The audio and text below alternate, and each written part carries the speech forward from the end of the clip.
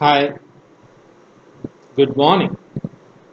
I am Ananda Kumar, Faculty of English and Soft Skills. Today our topic is body language. Very nice topic. Without body language, we cannot communicate with others, no doubt. And it's playing major role in communication skills, hardly 55 percentage. Yes.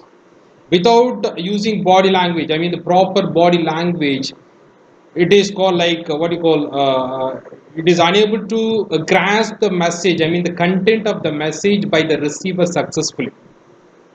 Let's see the body language, what is called body language and its features.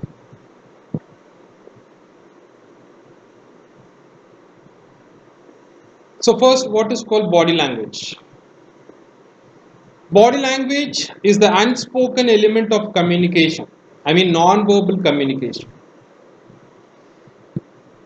that we use to reveal our true feelings and emotions. Our gestures, facial expressions, and posture, for instance. When we are able to read these signs, we can use it to our advantage. For example, it can help us to understand the complete message of what someone is trying to say to us. Yes. And to enhance our awareness of people's reactions to what we say and do. We can also use it to adjust our own body language so that we appear more positive, engaging, and approachable. So, my dear students, body language refers to the non-verbal signals, as I told you already, that we use to communicate. That's the main objective of using body language. According to experts, these are all called non-verbal signals, make up a huge part of daily communication. Understanding body language is important, but it is also essential to pay attention to others, I mean to other cues and what you call such as context. In many cases, you should look at signals as group rather than focusing on a single action.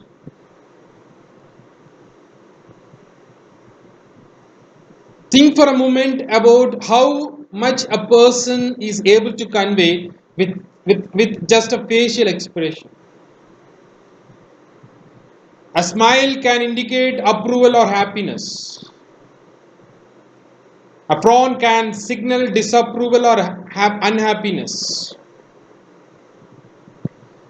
In some cases, my dear students, our facial expression may reveal our true feelings about a particular situation.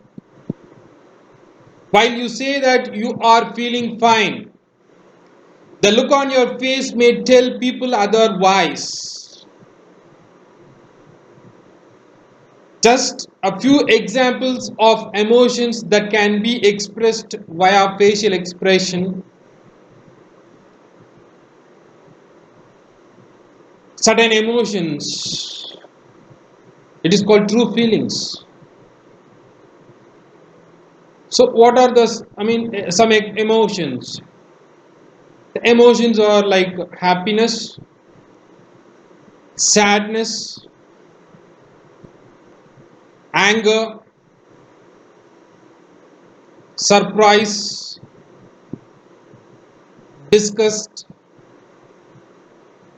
fear, confusion, excitement, desire, and contempt.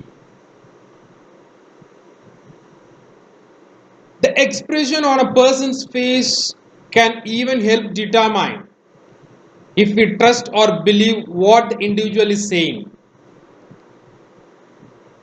One study found that the most trustworthy facial expression involved a slight rise of the eyebrows and slight smile. This expression, the researchers suggested, conveys both friendliness and confidence.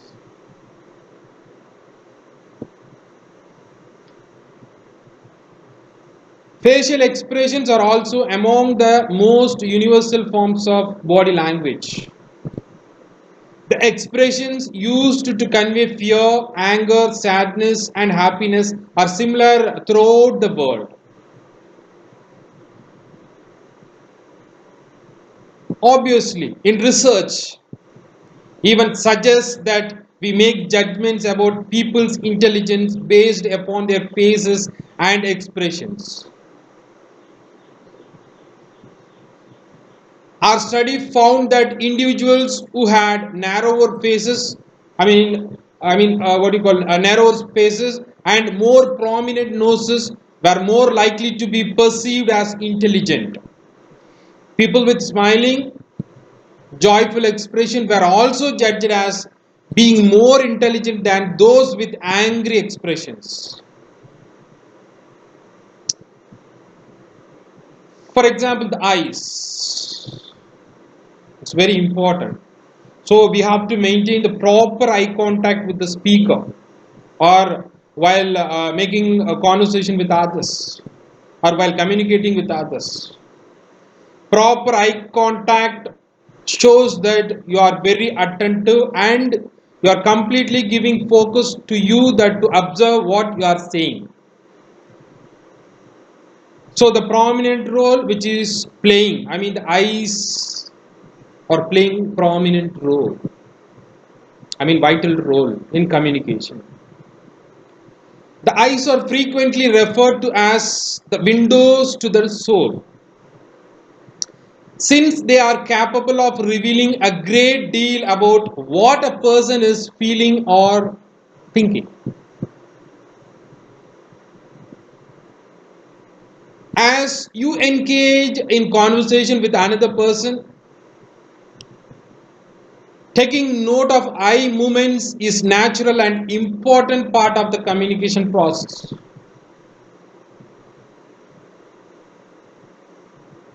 In some common things, you may notice include whether the people are making direct eye contact or averting their gaze, how much they are blinking, or if their pupils are dilated.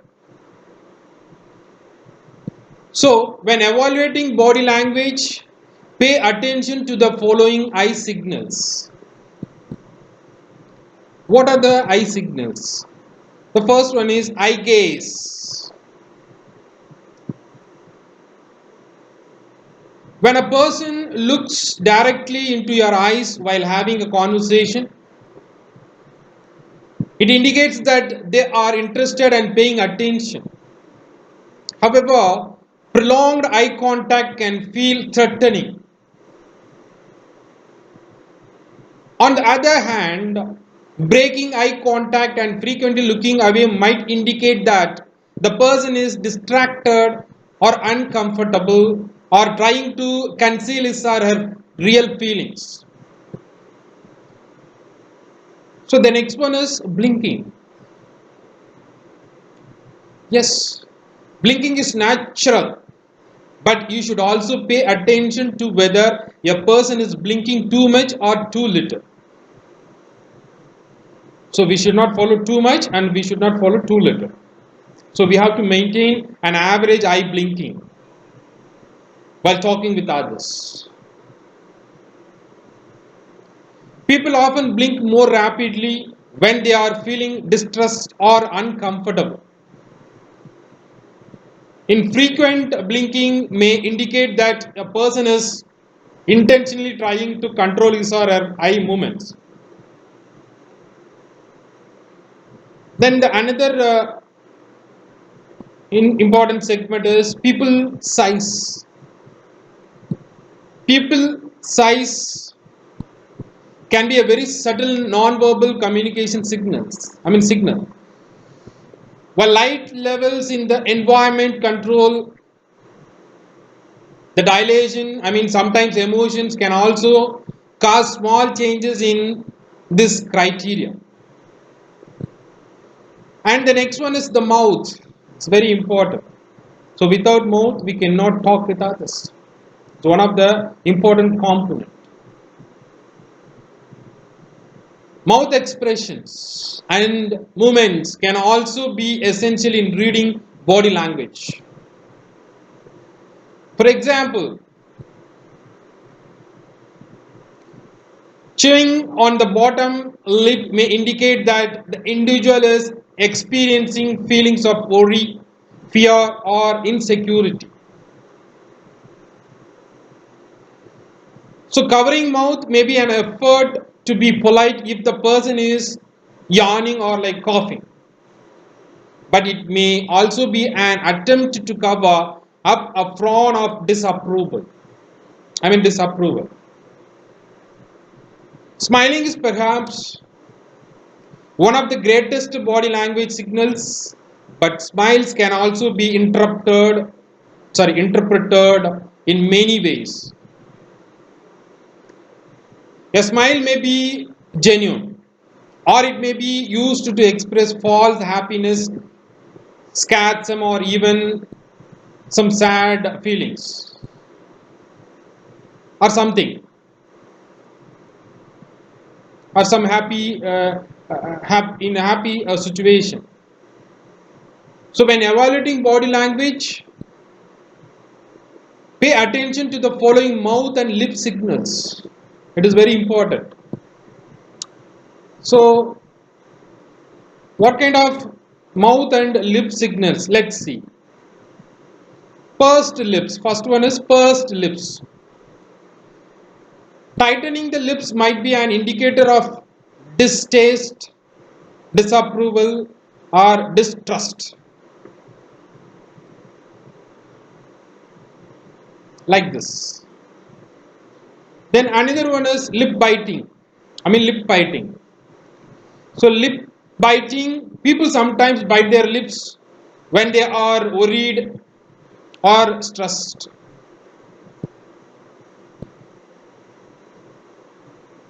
Like this. Then the next one is covering mouth. It is called like hand covering mouth.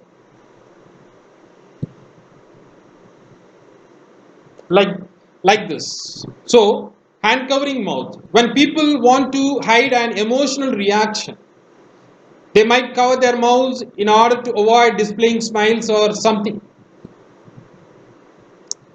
So turned up or down.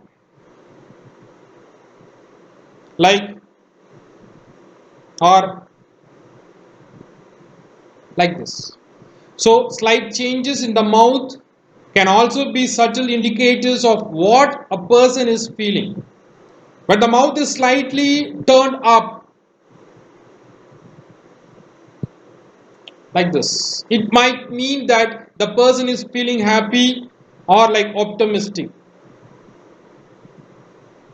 So it might mean that the person is feeling happy or optimistic, there is no doubt. On the other hand, a slightly down-tuned mouth can be an indicator of sadness, disapproval, even an outright grimace. I think this sign language, which we are using it, I think in the WhatsApp. So the next point is gestures. Gestures can be some of the most direct and obvious body language signals. Waving, pointing, and using the fingers to indicate numerical amounts amounts are all very common and easy to understand gestures. Some gestures may be cultural. However, so giving thumbs up or a peace sign in another country might have a completely different meaning than it. Does in the United States. So the following examples are just a few common gestures and their possible meanings. A clenched fist can indicate anger in some situation or solidarity in others. A thumbs up and thumbs down are often used as gestures of approval and disapproval. The OK gesture, made by touching together the thumb and index finger in a circle while extending the other three fingers, can be used to mean okay or alright.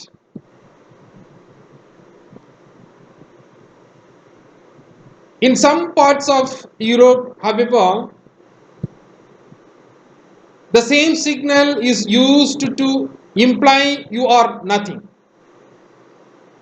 In some South American countries, the symbol is actually a vulgar gesture.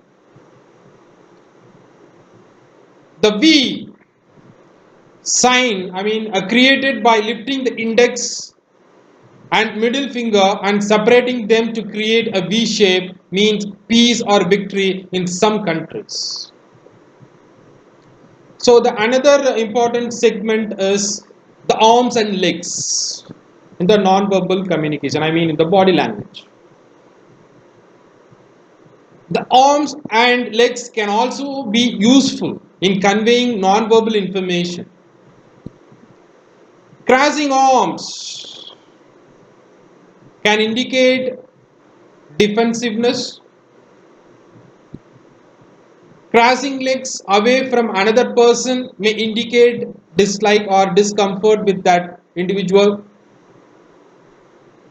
Other subtle signals, such as expanding the arms widely, may be an attempt to seem larger or more commanding, while keeping the arms close to the body may be an effort to minimize oneself or withdraw from the attention.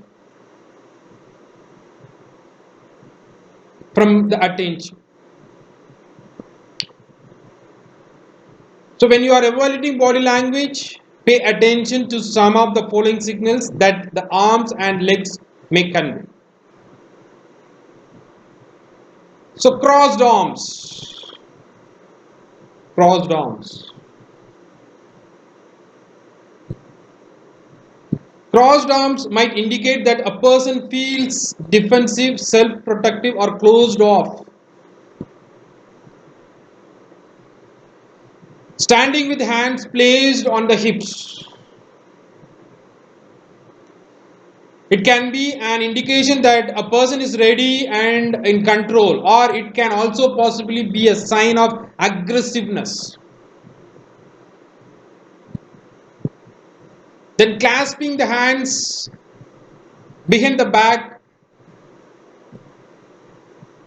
might indicate that a person is feeling bored or even angry. Then another one is rapidly tapping fingers or fit getting, sorry. It can be a sign that a person is bored, impatient, or frustrated. Then usually we are following one of the gestures, that is crossed legs. So crossed legs can indicate that a person is feeling closed off. Closed off. Try to understand. Closed off or in need of privacy. It means need of privacy. So posture, the another important segment in the body language.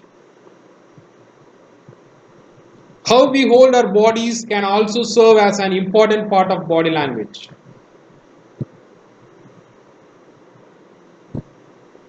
The term posture refers to how we hold our bodies as well as the overall physical form of an individual. Posture can convey a wealth of information about how a person is feeling as well as hints about the personality characteristics such as whether a person is confident, open, or submissive.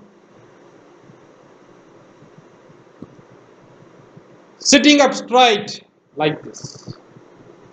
Sitting up straight, for example, may indicate that a person is focused and paying attention to what is going on.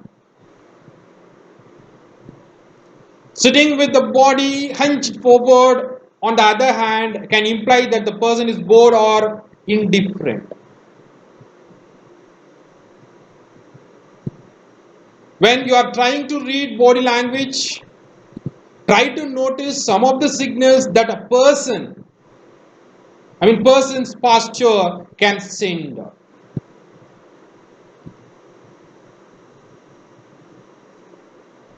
So here we have two types of postures. One is open posture and second one is closed posture. Let's see one by one. First one is open posture. It involves keeping the trunk of the body open and exposed. This type of posture indicates friendliness, openness, and willingness.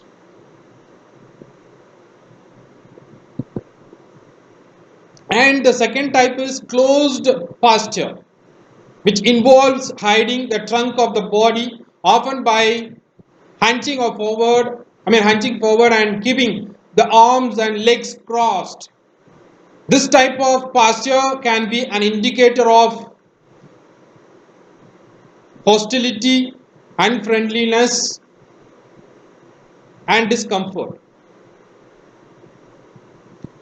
Then the another important segment of the body language is personal space. Have you ever heard someone refer to their need for personal space? Have you ever started to feel uncomfortable when someone stands just a little too close to you?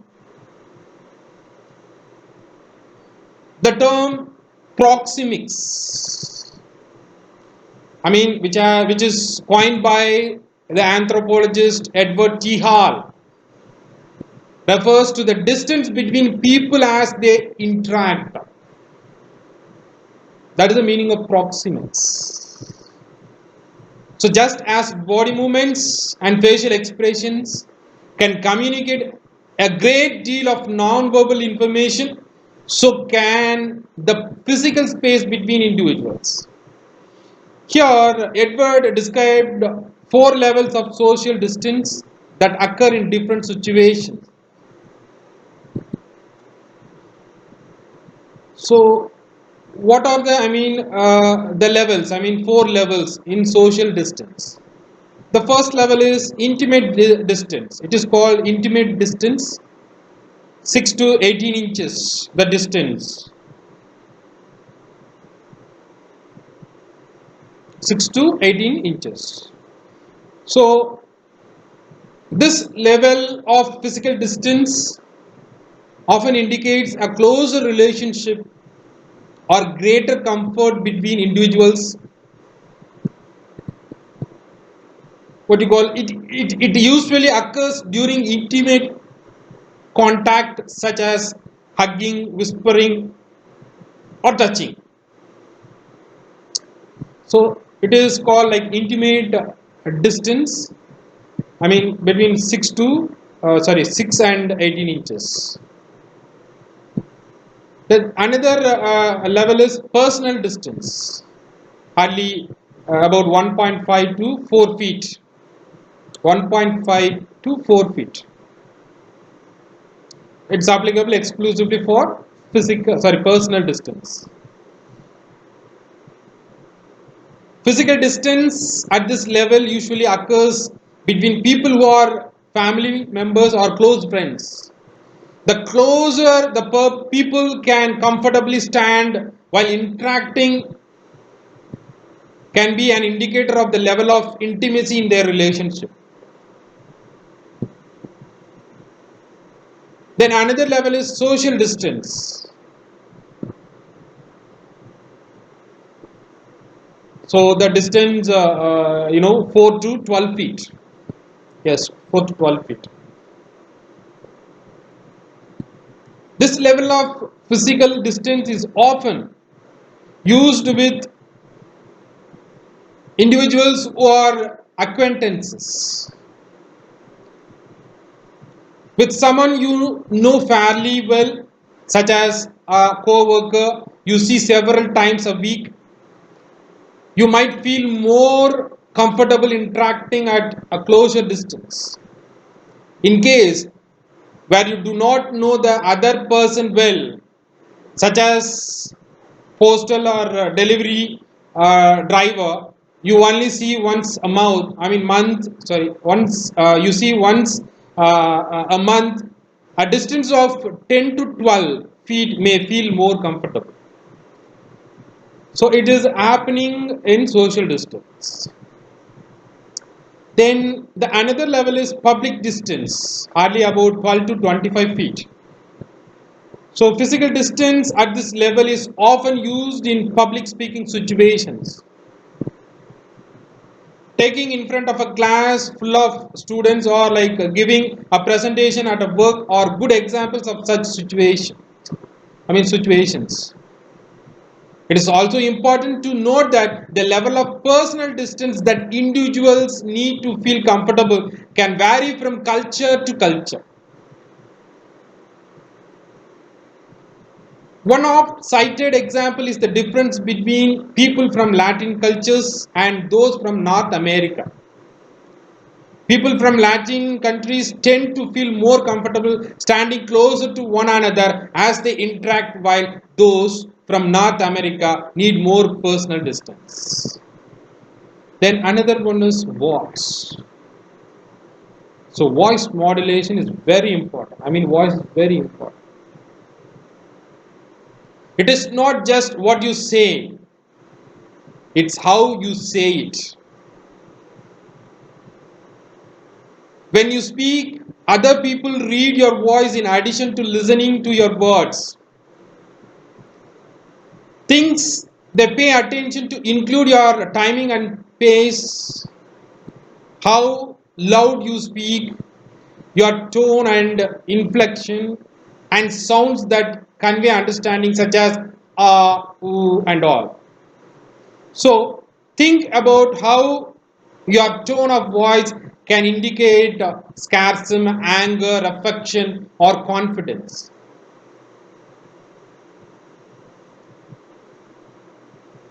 So, the another important segment here, a word from very well. Understanding body language can go a long way toward helping you better communicate with others and interpreting what others might be trying to convey. While it may be tempting to pick apart signals one by one,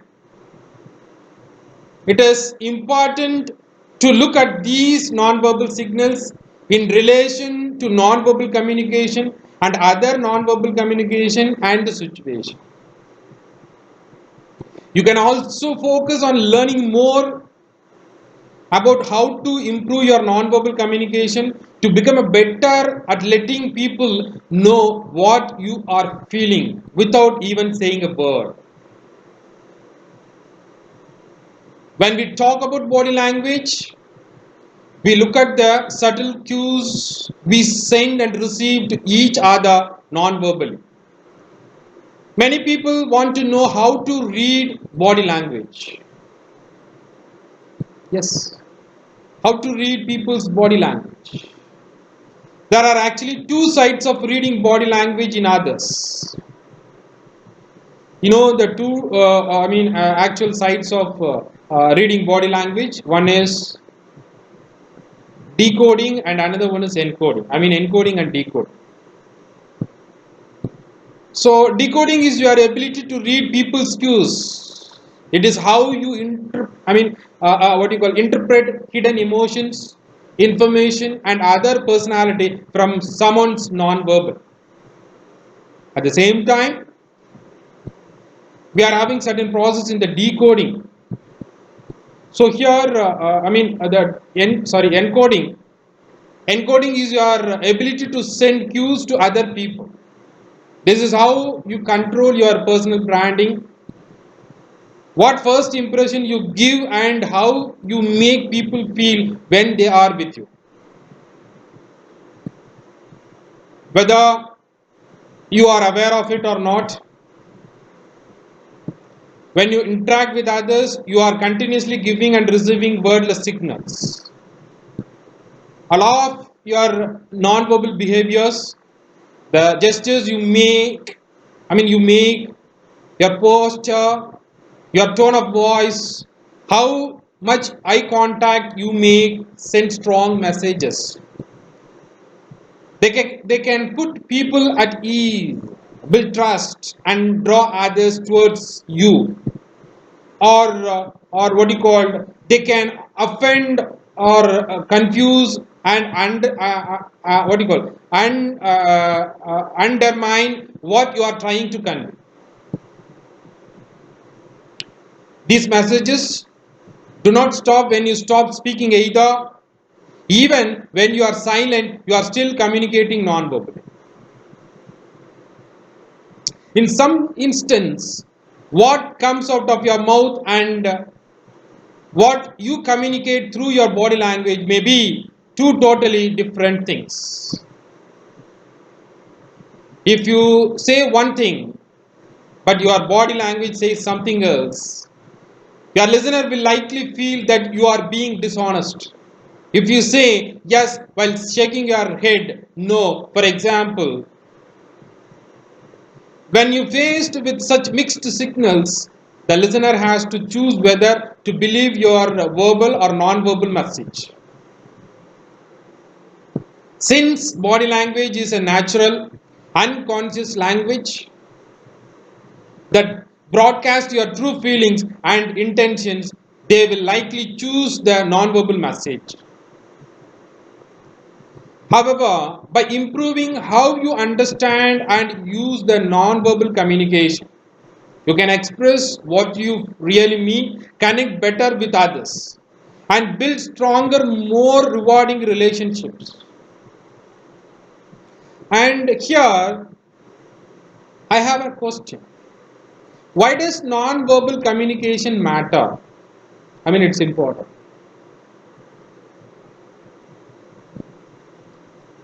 Your non-verbal communication, cues that, the way you listen, look, move, and react, tell the person you are communicating with whether or not you care.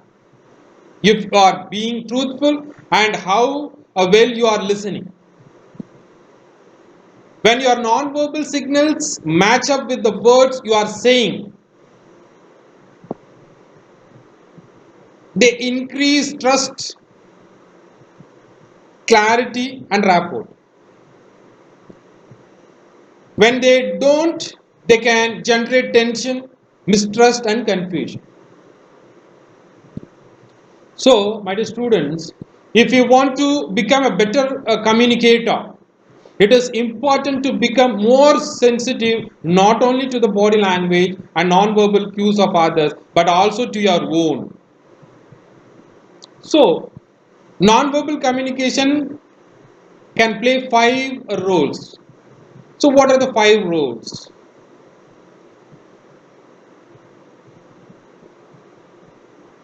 The 5 roles are, repetition,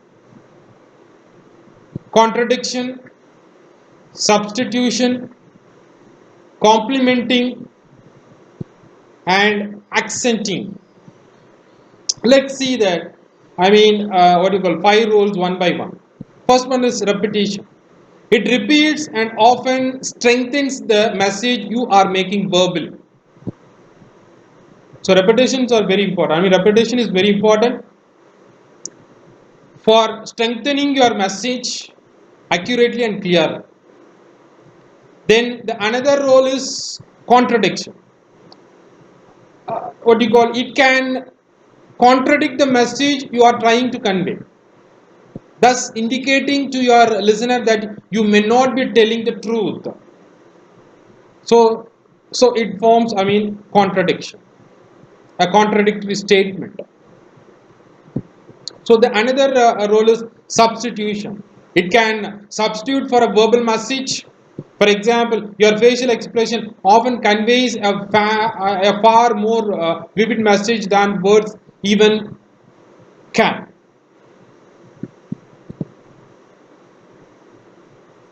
So complementing. The next role is complementing. It may add to or complement your verbal message. As a boss, if you pat an employee on the back in addition to giving price, it can increase the impact of your message. Yes, definitely it will create the impact. Then the last role is accenting. It may accent or underline a verbal message. Pounding the table, for example, can underline the importance of your message. So, my dear students, here I would like to conclude the session. So, thank you very much for listening my video. Rest of the topics will be dealt in the next session. Have a good day. So, thank you all.